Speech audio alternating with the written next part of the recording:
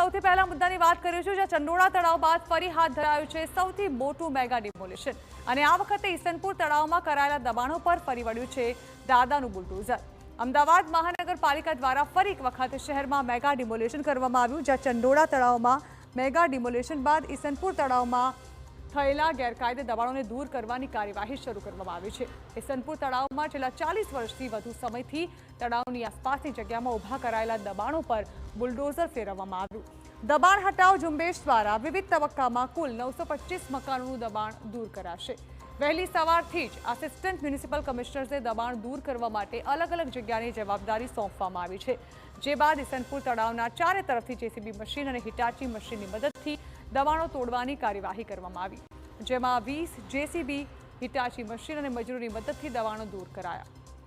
દબાણ હટાવ કામગીરી વખતે લોખંડી બંદોબસ્ત ગોઠવવામાં આવ્યો। એસીપી, પીઆઈ, પીએસઆઈ અને પોલીસ કોન્સ્ટેબલ્સ મળી કુલ 500 પોલીસ કર્મચારીઓ અહીં તૈનાત રહ્યા।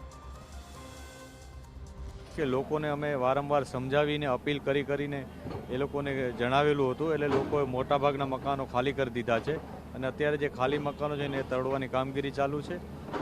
આ ઉપરાંત અમે પેટ્રોલિંગ કરેલું છે। છેલ્લા 2 દિવસથી ફ્લેગ માર્ચ વગેરે પણ થઈ હતી। જે સ્થાનિક લોકો છે એ લોકો સાથે સતત અમે વાતચીતમાં પણ હતા, એટલે લોકોના સાથે સંકલનમાં પણ છે। સાથે સાથે ફિક્સ પોઈન્ટ, પેટ્રોલિંગ પોઈન્ટ અને ડ્રોન સર્વેલન્સ દ્વારા પણ બંદોબસ્ત રાખી અને પ્રોપર કામગીરી કરવામાં આવી રહેલ છે। ઈસનપુર અમદાવાદનું 3જા નંબરનું મોટું તળાવ છે। ઈસનપુર તળાવમાં છેલ્લા અનેક વર્ષોથી દબાણો કરવામાં આવ્યા હતા। ચંડોળા તળાવની જેમ જ ઈસનપુર તળાવમાં 1000થી વધુ લોકો રહે છે। અગાઉ તળાવમાં 167 કમર્શિયલ બાંધકામ તોડાયા હતા, ત્યારે હવે 925 રહેણાંક બાંધકામ તોડવામાં આવી રહ્યા છે। હાલ 4 ભાગમાં ડિમોલિશનની કામગીરી ચાલુ છે। તો મેગા ડિમોલિશનને ધ્યાનમાં લઈને સમગ્ર વિસ્તારને પોલીસ દ્વારા કોર્ડન કરાયો હતો।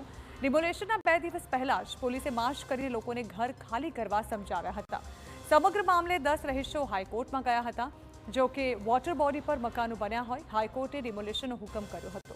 અગાઉ 20 નવેમ્બરના રોજ ડિમોલિશન કરવાનું હતું, પરંતુ સ્થાનિકોએ 4 દિવસનો સમય માંગતા આખરે 24 નવેમ્બરે ડિમોલિશનની કાર્યવાહી હાથ ધરાઈ।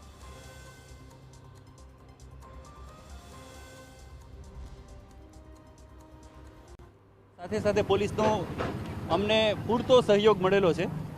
અગાઉ અમે 20 તારીખે આયોજન કરેલું હતું, પરંતુ લોકોની એવી માગણી હતી કે અમે લોકો સ્વેચ્છાએ ખાલી કરી દેશું, અમને 4 દિવસનો વધારાનો સમય આપો।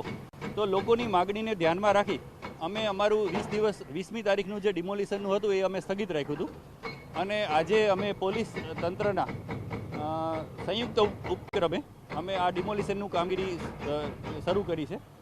અમદાવાદમાં ચંડોળા તળાવ બાદ સૌથી મોટું ડિમોલેશન છે તે ફરીથી હાથ ધરવામાં આવ્યું છે અને જે રીતે ચંડોળા તળાવની આસપાસ ગેરકાયદેસર બાંધકામો થઈ ગયા હતા, તે જ રીતે ઈસનપુર તળાવ છે તેની આસપાસ જે ગેરકાયદેસર બાંધકામો છે તેને તોડી પાડવાની કામગીરી છે શરૂ કરવામાં આવી છે। આપ મારી પાછળના દ્રશ્યો જોઈ શકો છો કે જે ઈસનપુરનું તળાવ છે ને ત્યાં 912થી વધુ કાચા પાકા મકાનો છે કે જે ગેરકાયદેસર તેમનું દબાણ કરી અને બાંધકામ કર્યું હતું, તેને નોટિસ આપી અને ખાલી કરવામાં આવ્યા હતા અને ત્યારબાદ હવે તેનું ડિમોલેશન છે અત્યારે શરૂ કરી દેવામાં આવ્યું છે। અલગ અલગ કોર્પોરેશનની ટીમો દ્વારા આ જે વિસ્તાર છે કે જ્યાં ગેરકાયદેસર દબાણો હતા તેને હટાવવાની કામગીરી શરૂ કરવામાં આવી છે।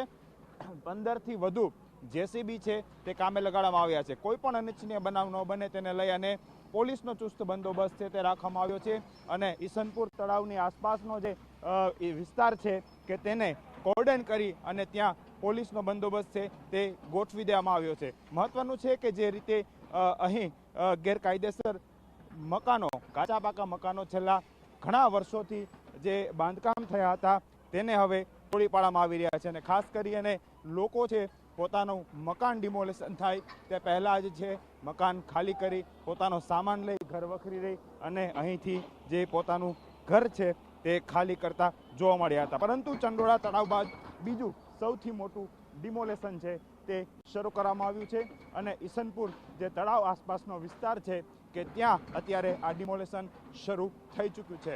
કેમેરા પર્સન દીપક સેન સાથે હરિ માત્રાવાડિયા, TV9 અમદાવાદ।